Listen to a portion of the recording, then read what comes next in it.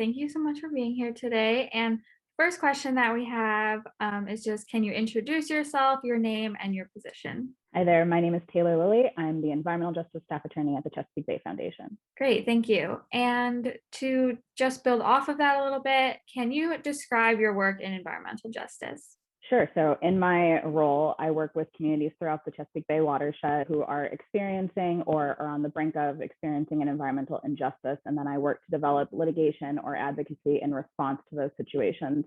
And everything that we do is community driven. So, we don't pick and choose where we think an environmental justice is happening.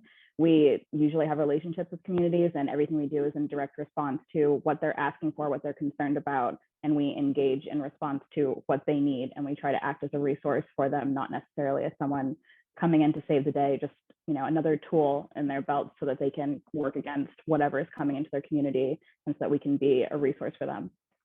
Great, thank you.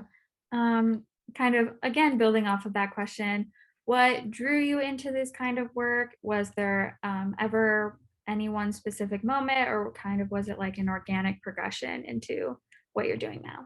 Yeah, I think it was definitely a steady progression. I started out in this field just as an environmentalist. That's the work that I wanted to do. I was very passionate about the environment, and I wanted to go into work that was going to allow me to help the environmental movement in some way. And environmental law was really appealing to me.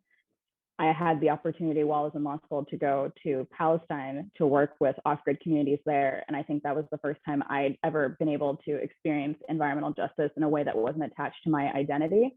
I learned during that experience and afterwards that environmental justice requires a personal connection and an ability to work with people beyond just pointing out, the formula of environmental justice. Being a resource goes beyond just checking boxes, and it feels good to be in the right place and know that you're doing the right work. Why should people be concerned about environmental justice? I think that's a really difficult question to answer because it's always really hard to convince people who aren't inclined to care about others and what's happening in the world about them to do that, to take that extra step.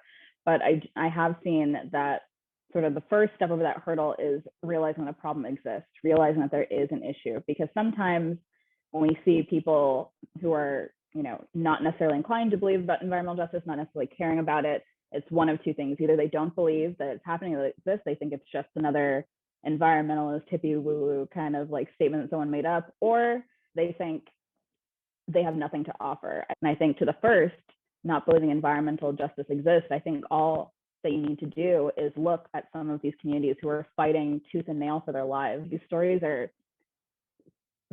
exist everywhere throughout the watershed, throughout the United States. Those communities are there. And even if we don't fight for them, even if we don't speak up, they're going to because it's their lives. And so we owe it to them, those of us who have the capacity, who have had the chance to have the education, exposure, and the time to dedicate to just do work for them, because they've been left out of the movement, they've been left out of America, they've been left out of governance for so long. And every time we leave them out of that process, we become bad environmentalists, we're bad Americans, and we're bad governors because we're not pursuing the things that we say that we're going to uphold by living in this country and by being the people that we say we're going to be. If we leave a hole in our work, if we leave a hole in our governance, if we leave a hole in our environmentalism, then we're not achieving anything other than an idea of a goal. And I think that that's just a false promise and a false way to carry about ourselves. Where do you see the future of environmental justice heading? Like you mentioned, we're seeing some good steps, some good progress, but, what's our most significant opposition, and what gives you hope for the future of the environmental justice movement? I think the biggest hurdle is going to be carving out a place for environmental justice in the law and in policy, something that goes beyond what I said, just beyond discourse. And I think that getting past that foundational level and getting people to say environmental justice exists, but also to read environmental justice into these landmark environmental laws that we've had guiding us for so long. And so I'm hopeful for that. But what makes me more hopeful, there's a ton of individuals out there. I know there's a ton of individuals, even at CBF, who are litigating and doing policies that don't have EJ in their title but are pursuing it. And I think those things give me hope. Those people who, came into their respective professions to do an idea of work, but have since learned about the implication of environmental justice, have taken them up for themselves.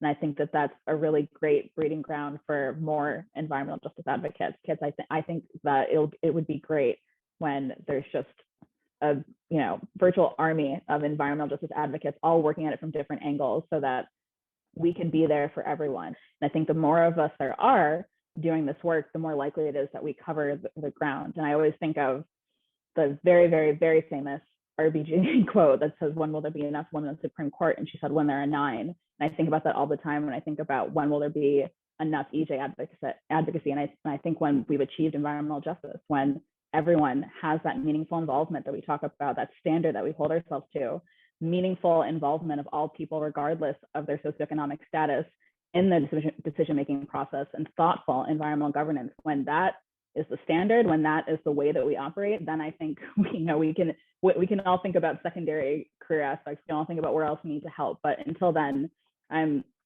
always hopeful. As long as people like you guys and everyone else keeps coming into the fold, I think we have a bright future. And so I'm always hopeful for the energy that seems to be coming with those next to me and those behind me. And I think that that's something to look forward to. I think that's something that it's possible civil rights advocates look forward to when they were doing their work, that it wouldn't end with them. And so doing stuff like this just reminds me that there's always going to be more. There'll always be more people ready to do the work.